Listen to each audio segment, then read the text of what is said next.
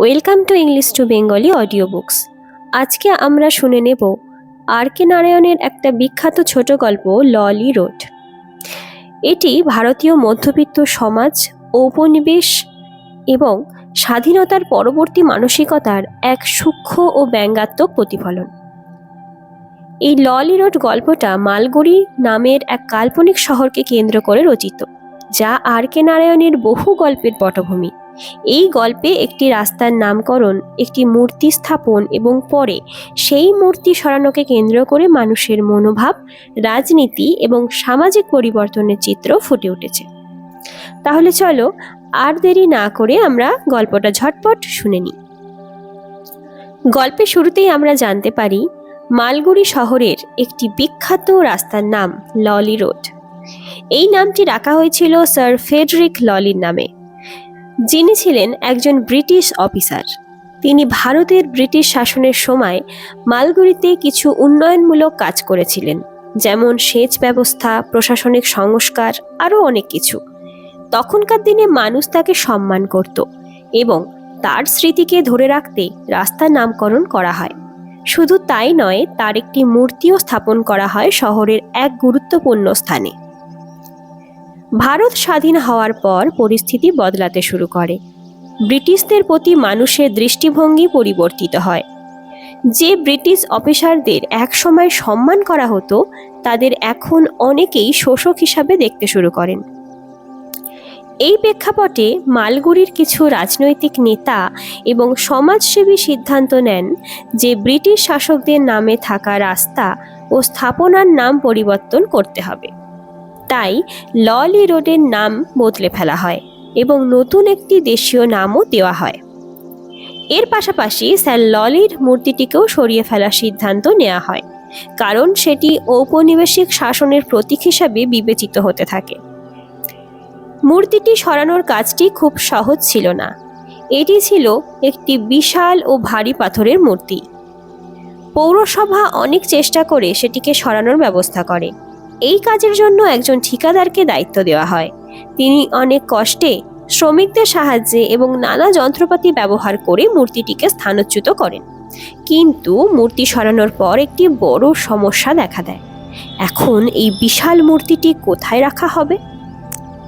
মূর্তি অপসারণের দায়িত্বপ্রাপ্ত ঠিকাদারটির অবস্থা খুব খারাপ হয়ে যায়, কারণ মূর্তিটি সরানোর জন্য সে অনেক টাকা খরচ করেছে। শ্রমিকদের মজুরি, যন্ত্রপাতি, পরিবহন, আরও অনেক কিছু। কিন্তু পৌরসভা তাকে যথাযথ পারিশ্রমিক দেয় না। ফলে মূর্তিটি তার নিজের বাড়ির সামনে বা জমিতে পড়ে থাকে এবং এটি তার জন্য এক বিশাল বোঝা হয়ে দাঁড়ায়। সে বারবার চেষ্টা করেও মূর্তিটাকে বিক্রি করতে পারে না বা অন্য কোথাও সরিয়ে দিতে পারে না। কেউ নিতেও চায় না এটাকে। এই সময় গল্পে একজন ব্যবসায়ীর আগমন ঘটে। তিনি পুরনো জিনিস সংগ্রহ ও বিক্রির কাজ করেন। তিনি মূর্তিটি দেখে আগ্রহী হন এবং সেটি কিনে নিতে চান।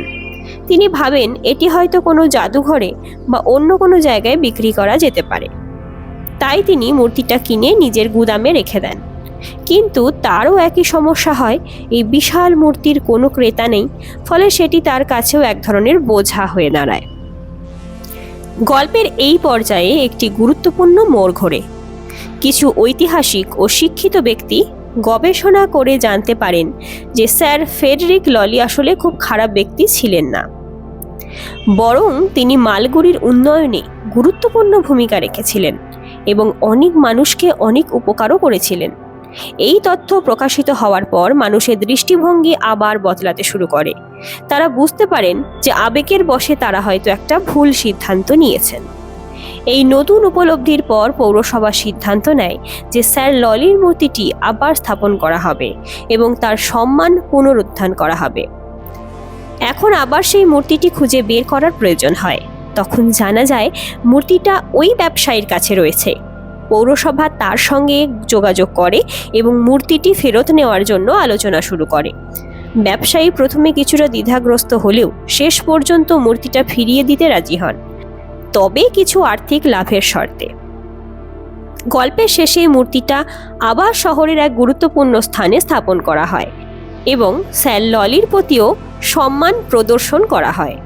কিন্তু এখানে একটি সূক্ষ্ম ব্যঙ্গ রয়েছে, যে মানুষগুলো আগে মূর্তিটা সরিয়ে দিয়েছিল তারাই এখন আবার সেটাকে প্রতিষ্ঠা করছে।